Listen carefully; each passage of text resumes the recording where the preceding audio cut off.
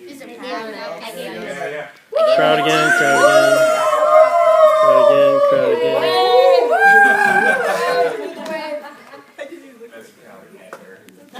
Ready? Right.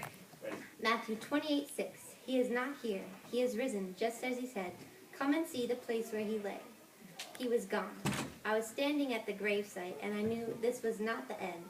It was only the beginning of something much better. I'm actually talking about my grandpa. I visit his grave every year, and it's a reminder that although he isn't here now, I will see him someday. But what if I couldn't find his grave? This is the difficulty of Jesus' tomb.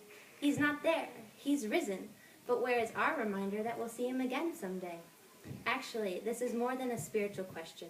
The location of the tomb of Christ is one of the biggest issues in biblical archaeology today. The two most popular sites are the Garden Tomb and the Church of the Holy Sepulchre. To determine which is the most credible, both must be looked at in light of historical and archaeological evidence. As a student of New Testament archaeology, I would like to share with you why I believe the Church of the Holy Sepulchre is the real location of Christ's burial and resurrection. We'll look at both sides of the story, the evidence supporting the Garden Tomb and then the evidence supporting the Church of the Holy Sepulchre. Let's start with the newer side, the Garden Tomb in Jerusalem, Israel. The Garden Tomb has actually not been known for very long, considering that Jesus died in the 1st century AD. In an interview by Paul Calvert, Peter Wells, director of the Garden Tomb, said the land's Greek owner was digging for more water and accidentally discovered the Garden Tomb in 1867. Later, in 1883, General Charles Gordon identified the Garden Tomb as the place of Jesus' burial. Although Gordon was probably not the first to identify the tomb, he was the one to make it well known. The Garden Tomb is often viewed as Jesus' tomb because it is emotionally pleasing, as opposed to the Church of the Holy Sepulchre. Previous to Gordon identifying it in the 19th century, however, there is no recorded mention of the Garden Tomb being Jesus' tomb. One of the most convincing pieces of evidence is that the land on which the tomb was discovered was just below and next to the cliff that appeared as a skull, as an article on the origins of the Garden Tomb by writers Frantzman and Karp describes. And Matthew 27:33 tells us that Jesus was crucified at Golgotha, meaning the place of the skull. Also, John 19:41 says that Jesus was crucified near a garden, and the Garden Tomb is in a garden. Furthermore, the Garden Tomb is located outside the present walls of Jerusalem, and Hebrews 13:12 implies that Jesus died and was buried outside the city walls. Peter Wells describes the Garden Tomb as an oasis of peace and calm for many people, a total contrast to all the hustle and bustle and noise outside. When imagining Christ's resurrection, it's obvious why this peaceful site is believed by many to be where Jesus rose again. On the other side of the Garden Tomb evidence is the older Church of the Holy Sepulchre, a busy ceremonial location that contrasts with the soothing Garden Tomb. The Church of the Holy Sepulchre is actually several connected church buildings as opposed to just one. It is owned by many different organizations, and it's been destroyed and rebuilt over the years, with the present form coming from the Crusaders.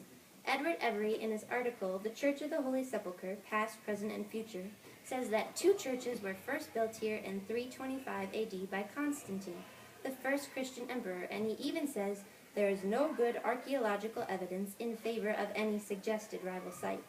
Yet many disagree and object to the Church of the Holy Sepulchre because it is unimpressive.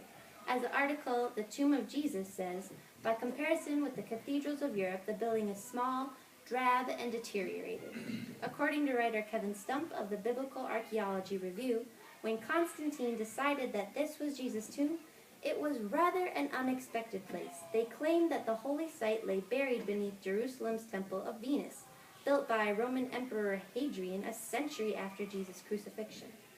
Also, the Church of the Holy Sepulchre is inside the present walls of Jerusalem, and the Bible states that Jesus was buried outside. Now let's take a look at the evidence in favor of the Church of the Holy Sepulchre. So far, it would seem like the Garden Tomb has more evidence in its favor. Being so close to a hill with the shape of a skull in it, it must be the place of the skull referred to in the Bible. Actually, Stump reveals archaeologists believe it to be a quarry or mine developed only in the past 2 or 3 centuries. In other words, its skull-like appearance is the result of modern quarrying operations. Additionally, the Garden Tomb has a groove in its bench to place the body in. This was not common in Jesus' time, but it was very common in Byzantine times after Jesus' life. In fact, according to history and archaeology professor Charles Ayling, the entire area of the Garden Tomb is an old Byzantine monk cemetery, shown by the Byzantine crosses on the tomb walls. It could be said that the Byzantines reused Jesus' tomb, since they did this often.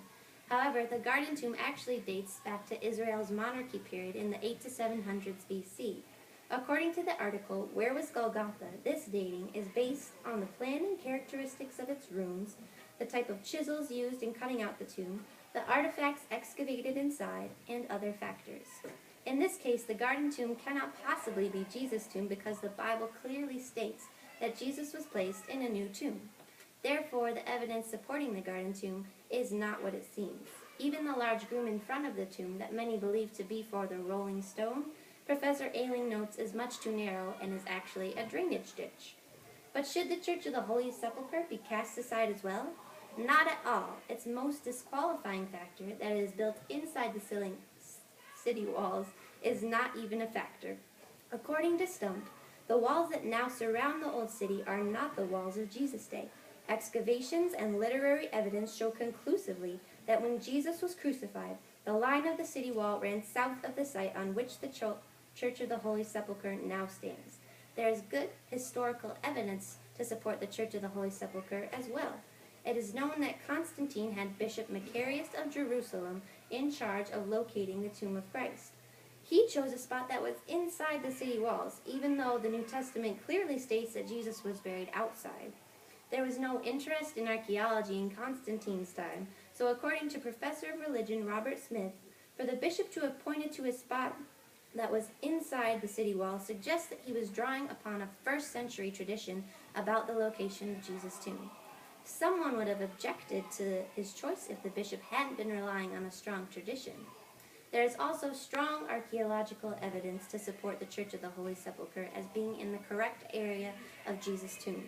According to an article in the Biblical Archaeologist called The Tomb of Jesus, the site of the Church of the Holy Sepulchre and its immediate vicinity is now known to have been a cemetery in Jesus' day.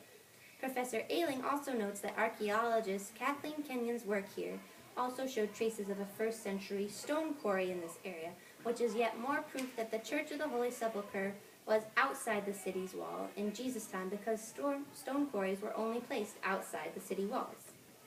In conclusion, history and archaeology prove that the Garden Tomb cannot be Jesus' tomb. However, the Garden Tomb is a lovely, peaceful site that is well worth visiting for a spiritual experience imagining Jesus' resurrection. The Church of the Holy Sepulchre, on the other hand, is archaeologically and historically proven to be a very strong contender for the actual site of where Jesus rose again. For this reason, the Church of the Holy Sepulchre is also worth visiting to walk where Jesus walked, and perhaps he rose again.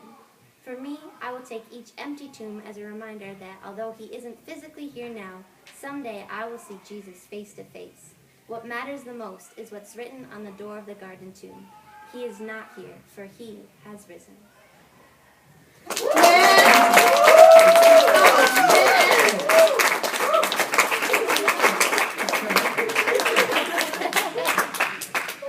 One more time. What do you think? What do you think? Sepulchre, sepulchre, sepulchre, sepulchre.